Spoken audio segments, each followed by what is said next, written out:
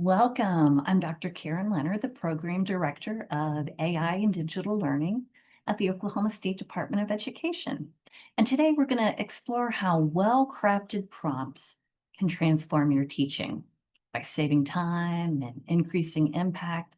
You'll also get examples that are practical and able to be used immediately in your classroom. So consider this. AI won't take your job, but someone using AI may take your job. So I don't believe that that's going to occur in our lifetime in the field of education. I think we strongly believe that education occurs best in a nurturing environment where students have the ability to make connections and relationships with others and turn to people, humans, for help. But I strongly believe that AI can help you refine your task. When we give AI a clear prompt, it's like giving an incredibly smart teaching assistant a job to do. The more precise you are, the better the results you'll get. And just think about what you ask and what you leave out, because both matter. By the end of this session, you will learn to generate engaging standards-aligned content, discover how to adapt material for diverse learning needs, create rubrics, quizzes, and formative assessment, and be able to streamline your planning and grading with prompt strategies. But first, we have to understand what a prompt is. A prompt is simply the instructions that you give to an AI tool. Think of it as the way you communicate expectations to a co-teacher. If you give vague instructions, the output will be vague also.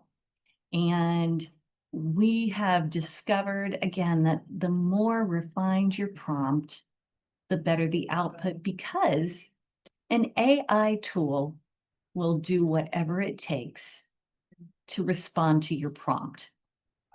And we do have to be very careful, because if it does not have the information to respond correctly to your prompt, it will make it up. So we have to be very careful about using the output. And we'll talk more about the output of prompts. So clarity is critical. So here's an example. We can have a vague prompt, create a lesson about fractions. But we could refine that prompt and make it clearer by providing guidance such as write a 45-minute fourth grade lesson, introducing equivalent fractions with visual models, include warm-up guidance and exit ticket. Which one do you think would give better results? Yes, the clear prompt. So when prompting, we need to ensure that we have key elements to help guide that AI tool create the best output. So that writing prompt should include the grade level that you're teaching and the subject area, any specific learning objective or standard that you'd like to include, the duration for the lesson. Do you want it to be 30 minutes? Do you want it to be days? And the teaching method or activity type you want your students to be doing when learning that information. And the more details you give, the better the alignment of the output. We also have to make it relevant. Context gives AI a mental model of your classroom. This might include student characteristics, available technology, class size, prior knowledge, or even your teaching style. So here are some examples of context. Maybe we're talking about student information. But before I go on and talk about student information, when we are sharing student information, we need to ensure that it is scrubbed clean of any personally identifiable information.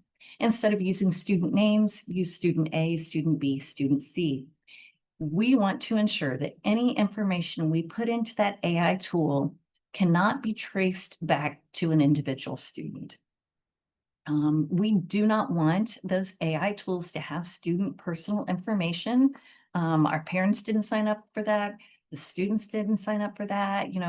We have to ensure, as the the user of the AI tool, that we're using it ethically. So maybe we're talking about second grade learners who are reading at various levels from kindergarten through fourth grade. And many are English language learners. That gives the AI tool a better idea of what type of output you're looking for. We also want to be able to share information about the learning environment. You can describe your setup of your classroom, your resources. I have access to one-to-one iPads and use Google Classroom. Or I have access to no technology, and I do not want to use technology at all in this lesson. It's also important to share prior knowledge.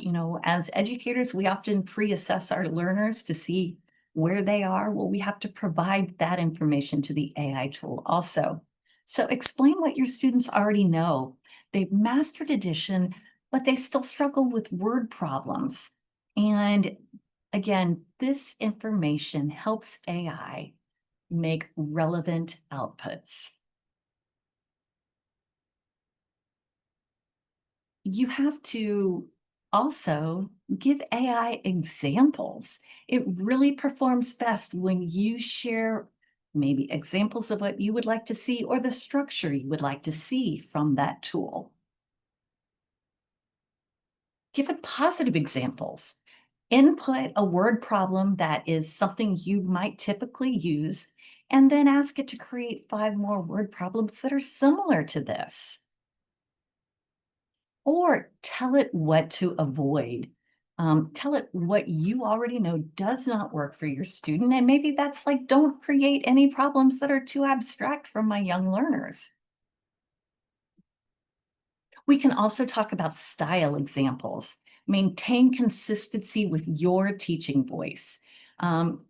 We all have different styles, and if we have an AI tool that outputs something that doesn't sound like us, that's not authentic use of AI. So share some of your typical ways you might explain something, and then ask it to create 3 more examples in this style.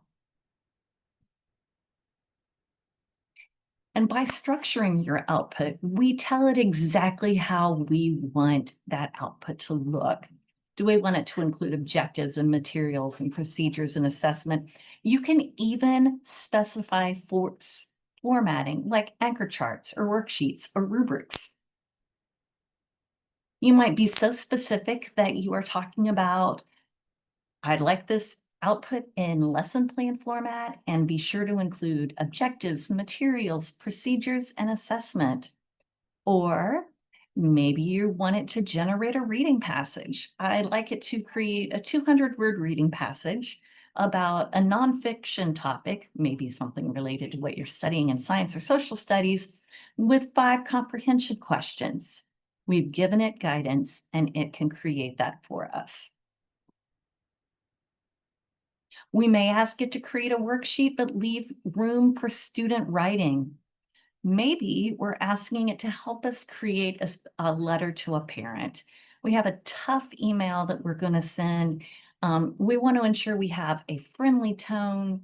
We want to, be to the point, but also be nurturing and cooperative and collaborative.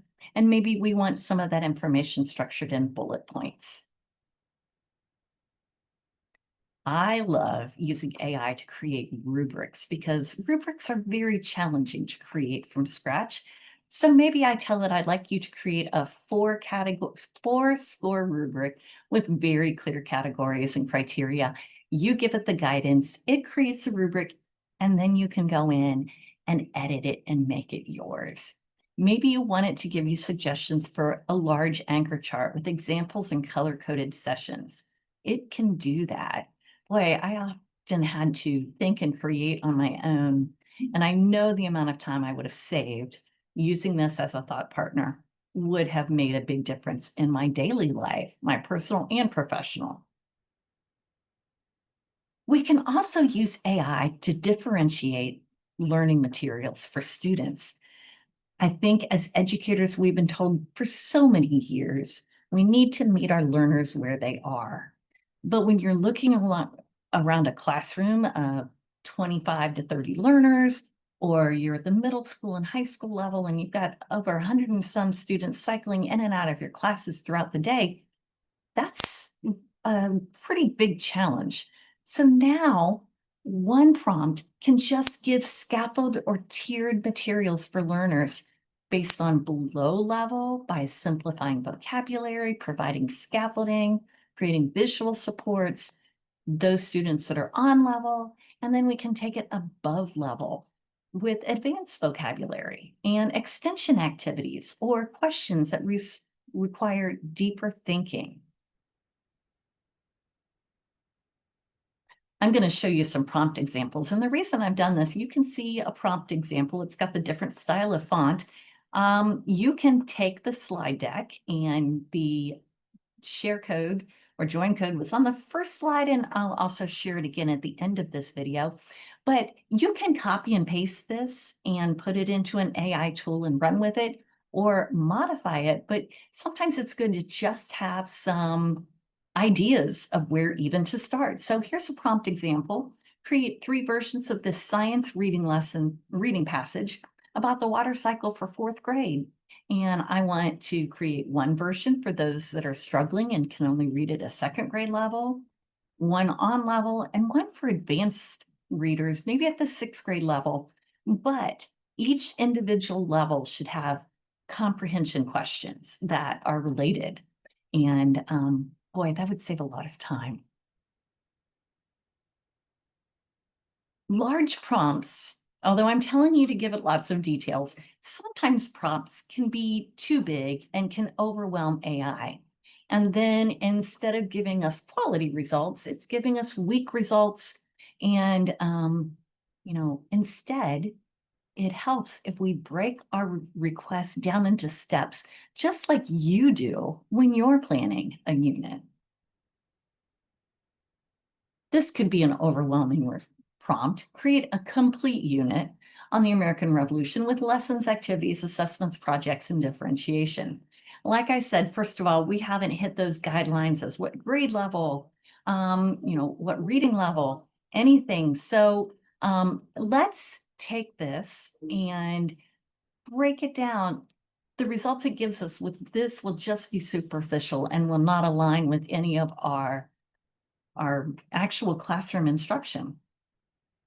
So maybe instead I break it down into 4 steps, and I ask it first to create a lesson learning objectives for a 2-week American Revolution unit for 5th grade. And then based upon those objectives, outline 10 daily lessons. Once those daily lessons are just generated as an overview, then I can ask it to go back in and provide detailed lessons per day, and then also design a formative assessment, maybe at the end of each day or at the end of day 5 or day 2. And that just provides, each step provides clarity and quality and refines your output.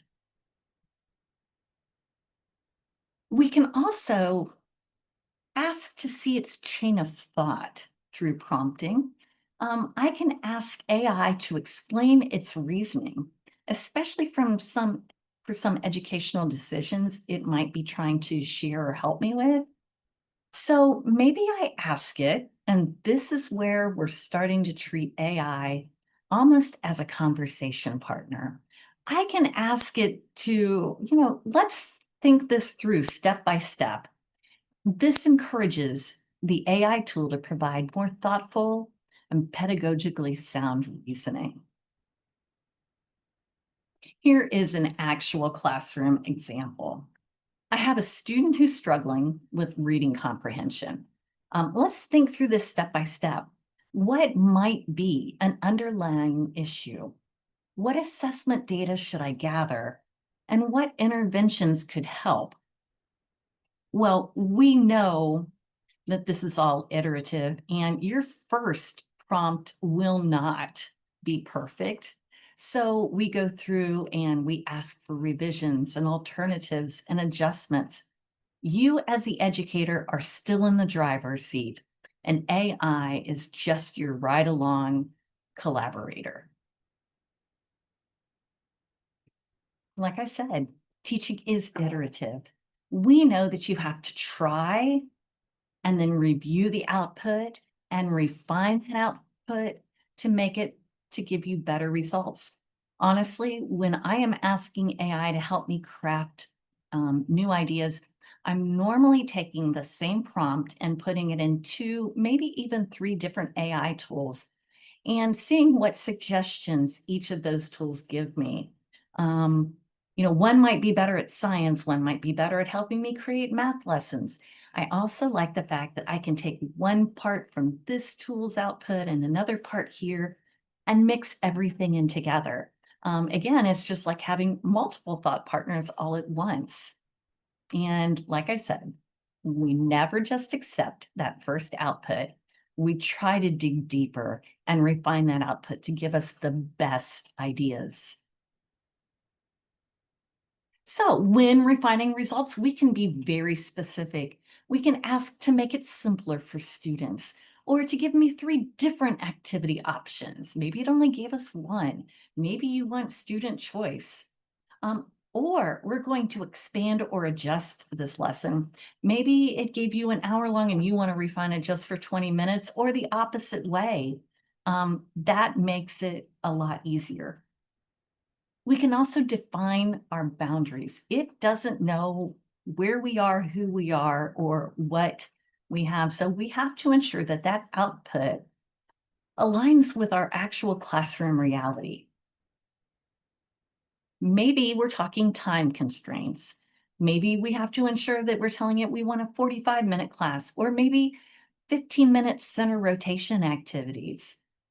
We have to share our resource limits. No special materials needed. How wonderful could that be? Or it could be printed in black and white. And I'm going to stop and I'm going to say, think of the resource limits. No resources needed. I know as educators, we're all asked to have substitute plans.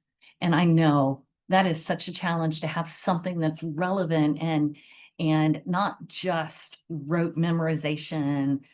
You can use AI to help you create 2 or 3 review activity substitute plans and input, a guidance like no resources necessary, little teacher interaction, or, you're asking it to explain the concept to the substitute. So they've got some of that background information. Create boundaries in terms of your content. These must align to the Oklahoma academic standards. So there are a couple of things we can do here. I think the best thing is, honestly, I would just go through and copy and paste specific standards and place them in there. We know that if we just link it maybe to the OSDE website and academic standards, it may or may not pull the correct information, even if we're using our label coding at the start. So honestly, just open up the PDF, copy and paste your standard in there, or tell it vocabulary that's specific to 3rd grade. Another idea is sharing your class context. Do you have 28 students and you want students to work in pairs? Or do you have 15 students and you're trying to think of some flexible grouping so that they're not working with the same 3 or 5 people all the time? Obviously, they can't work in pairs if you've got an odd number. Or you want something that's minimal prep required. These guardrails just ensure that the output is usable. The tone also matters. Different audiences need different approaches. I think you already know that if you are writing an email to a family member versus your superintendent, our style changes greatly. The same is true when we're asking AI for output. So if we're working with students, we're going to ensure that we have age-appropriate language. We're encouraging and positive, fun and engaging, and that we're providing clear instructions. We can have AI rewrite the instructions a couple times for those that learn differently or need step-by-step instructions broken down into little chunks. But for parents, maybe we want it to be warm and welcoming. We want it to be professional but accessible, informative and clear. and solutions focused. No matter what, there are pitfalls. Just as with everything else, we can help. I know when I was younger, I used to play the Atari game Pitfall, and you'd grab that rope and swing over that pitfall. So I'm hoping that these are ropes that you're able to hold on to and swing over.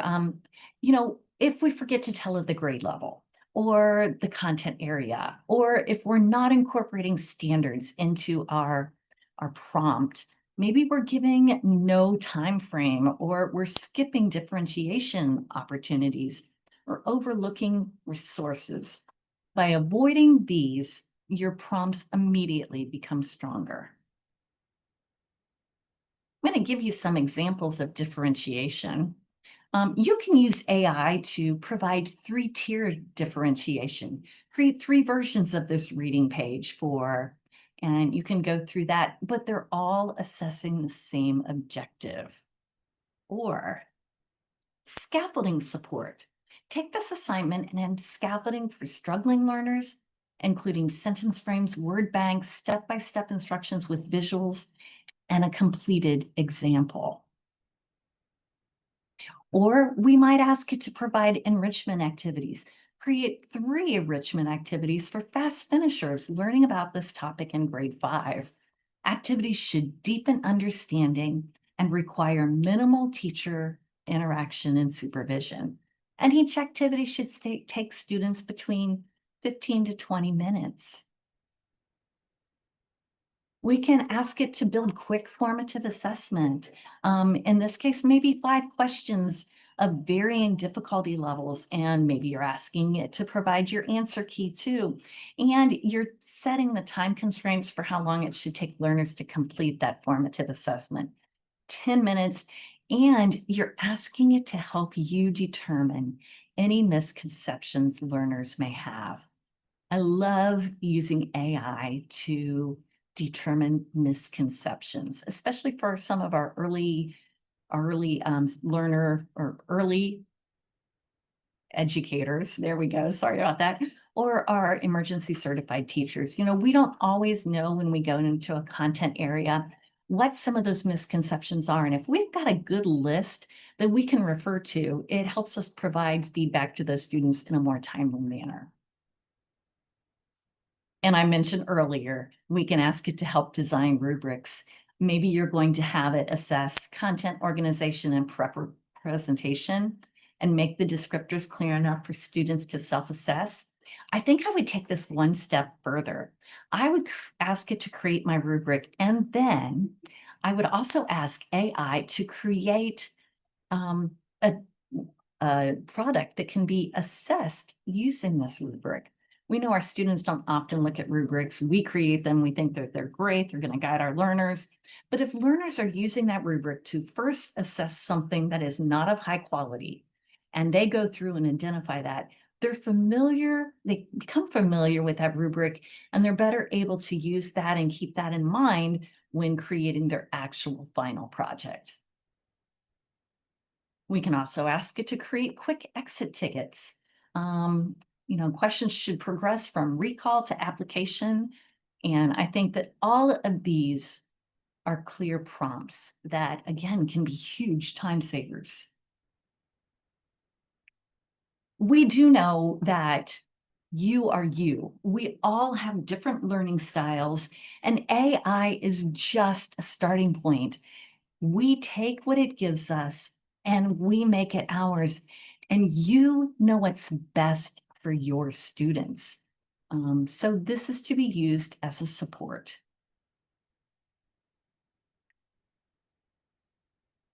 We might ask it to help us think smarter, not harder.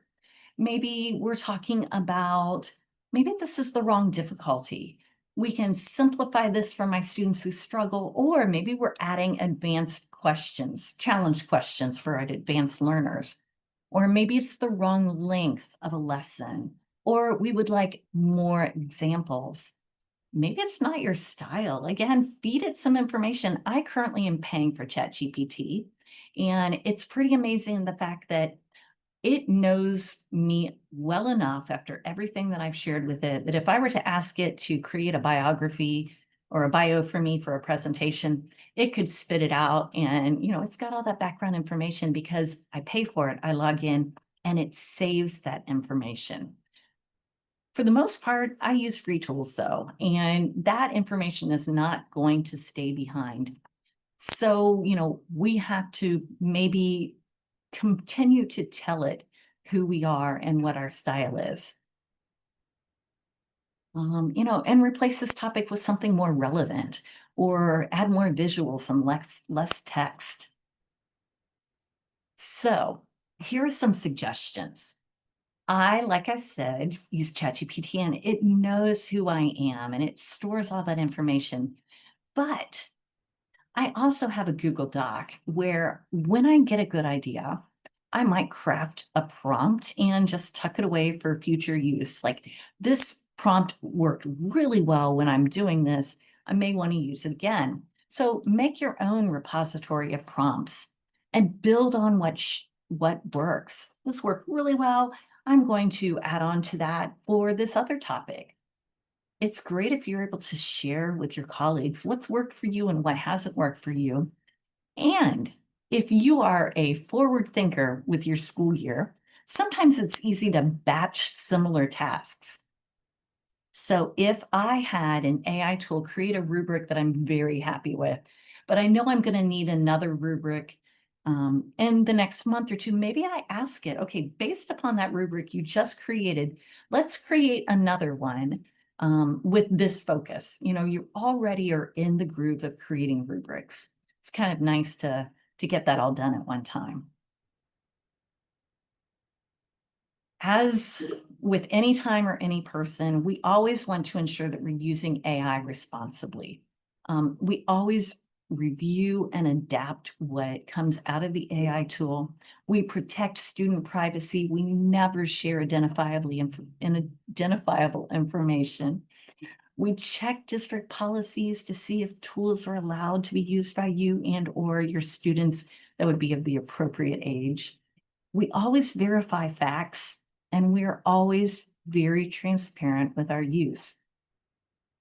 I will be transparent that when I'm creating my presentations, I create the entire presentation and then I download that slide deck and I upload it into one of the AI tools and ask it, provide feedback on this slide deck. What's missing?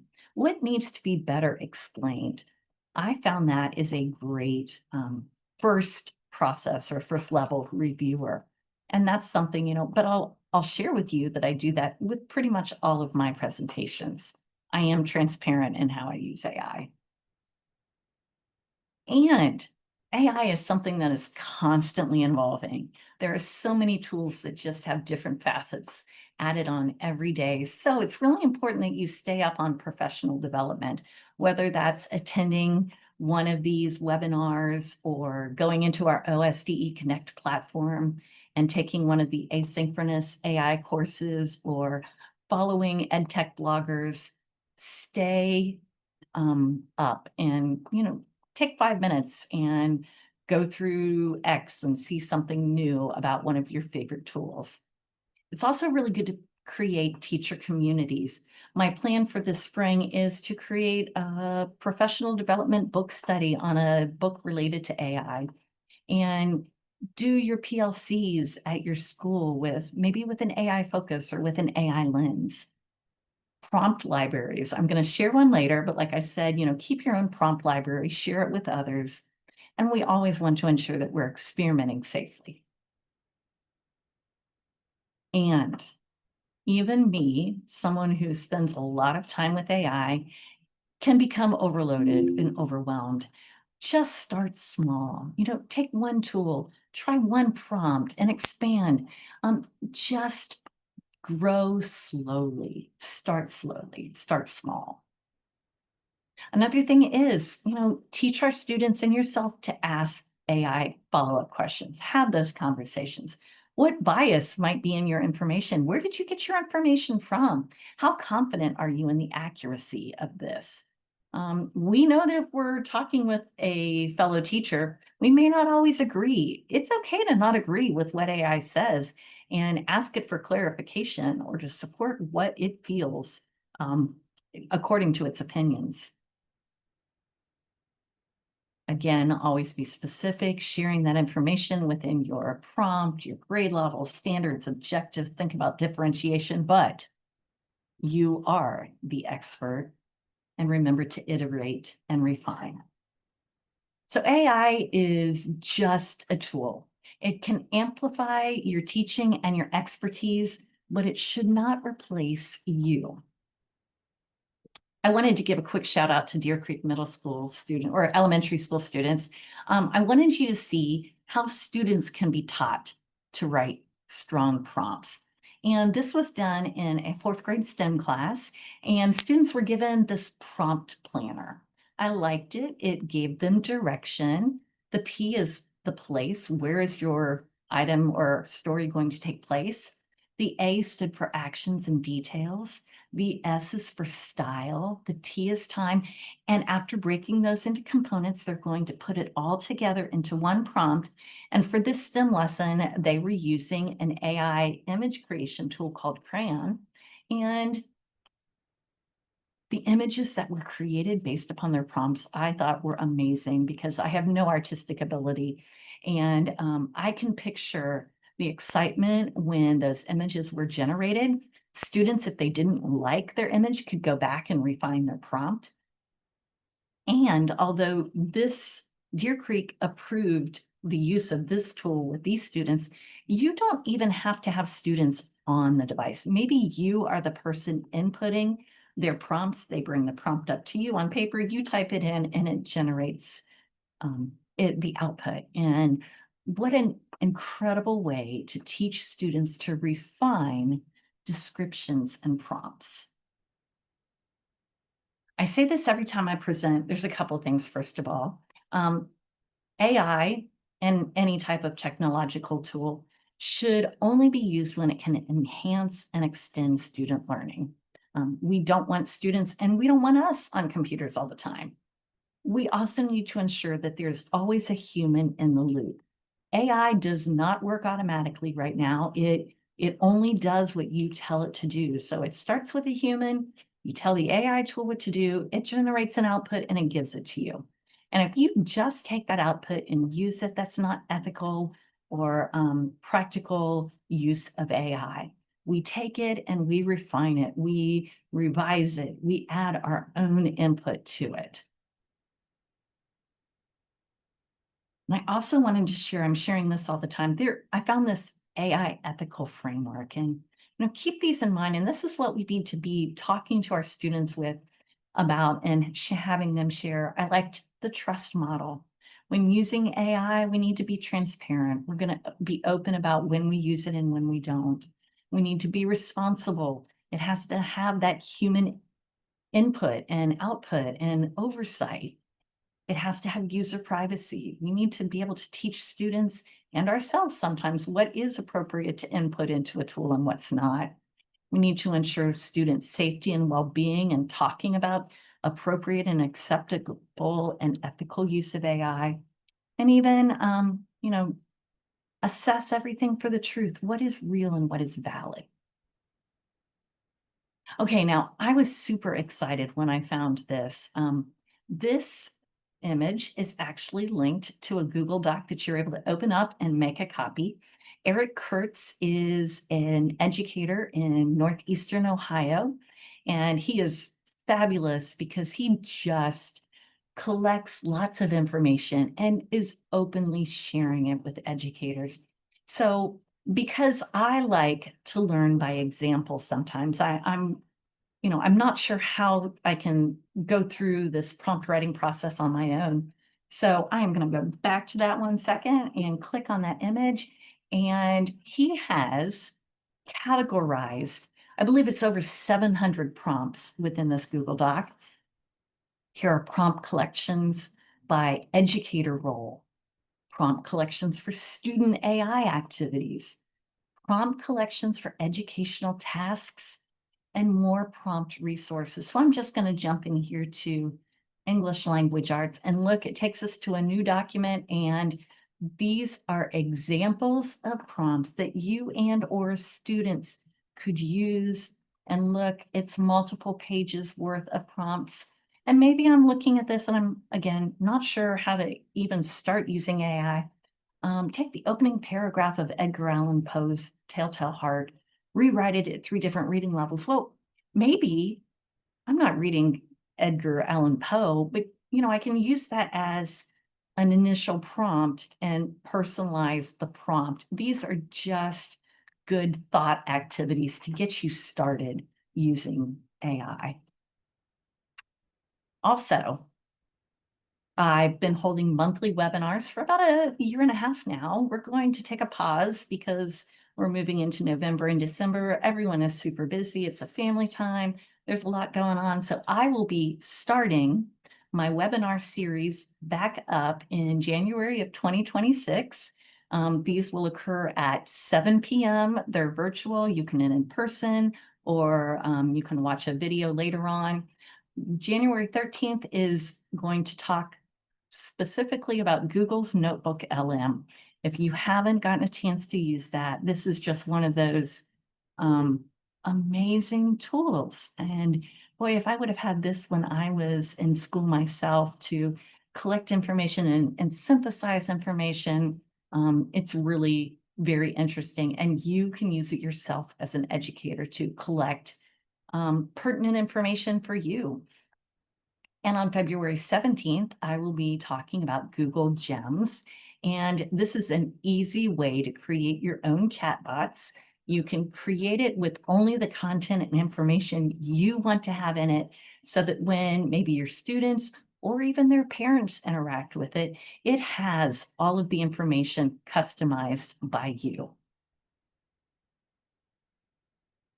So this concludes the crafting prompt writing session today. I would love to hear back from you. Please email me and let me know what some possible topics you would like to be in the future, because I don't know what you want or what I can do for you. And you can access this slide deck at this URL. And like I said, copy, paste, use. And I hope that you find something that will support you. Please reach out to me at any time and have a great day. Thank you.